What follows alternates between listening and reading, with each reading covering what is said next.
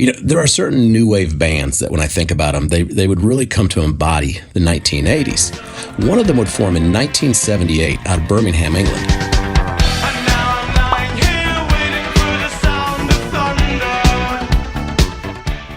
It would take them a couple years to start finding their vibe, but once they had the right people, the look, and the sound, they would go on to sell more than 100 million records, making them one of the best-selling bands of all time.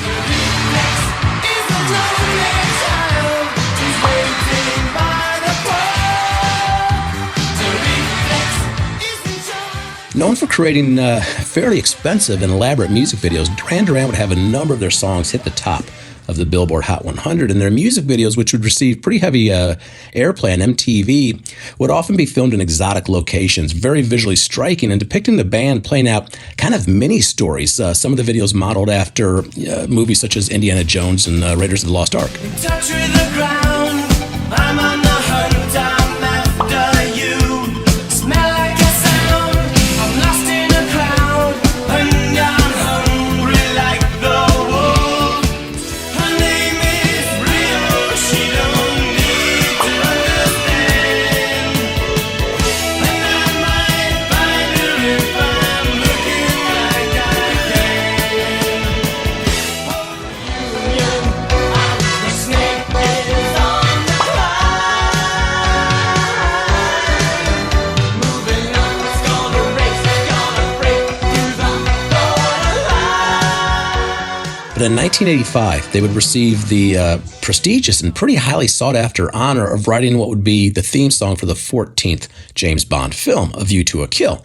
The song would go on to reach number 1 on the Billboard Hot 100, and still to this day is considered to be one of the classic Bond theme songs. We dance into the fire. That fatal kiss is all we need. Dance into the fire to fatal sounds of broken dreams. Dance into the fire. However, by the mid-1980s, the band would end up taking a brief hiatus, as all members would go on to work on other projects, two notable ones being the band Arcadia, which would consist of Simon Le Bon, Nick Rhodes, and Roger Taylor. My shut off and pray. We're coming up on re-election day. And the pop supergroup The Power Station, made up of Duran Duran members John and Andy Taylor, as well as Robert Palmer and former Chic drummer Tony Thompson.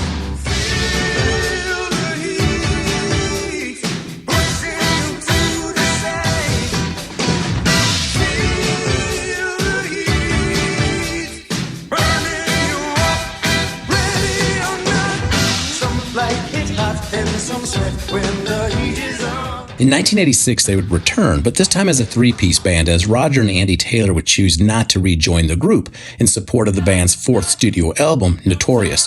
And while the lead single of the same name would end up hitting number 2 on the Billboard Hot 100, it would also mark a moment in time where support for the band would begin to soften.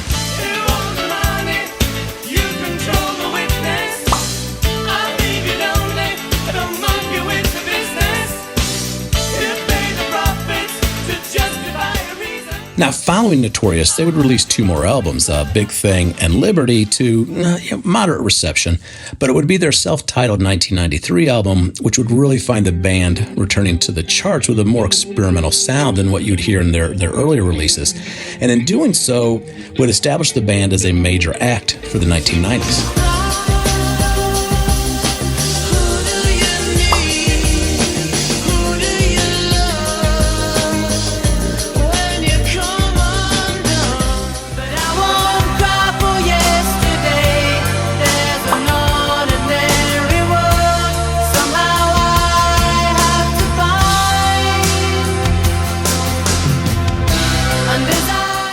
Now, a little fun fact about Duran Duran is that they would take inspiration for their name from the Milo O'Shea character, Dr. Duran Duran, from the 1968 science fiction film Barbarella.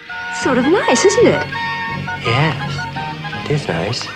In the beginning. And in 1997, they would end up reconnecting with their origins with the song Electric Barbarella.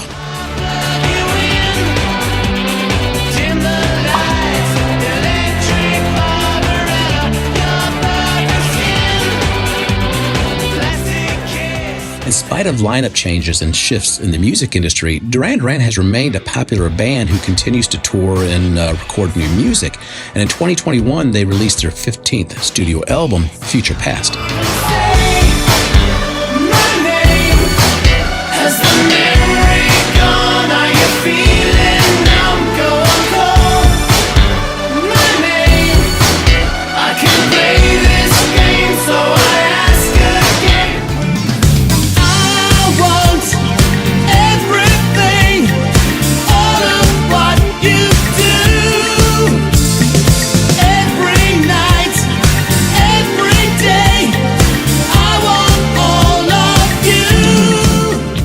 Duran Duran's image and their approach to music video production made them pioneers of the MTV era, while their blend of pop, rock, and new wave sounds would be cited as an influence for a number of artists, including the Smashing Pumpkins, No Doubt, the Killers, and the Scissor Sisters, just to name a few.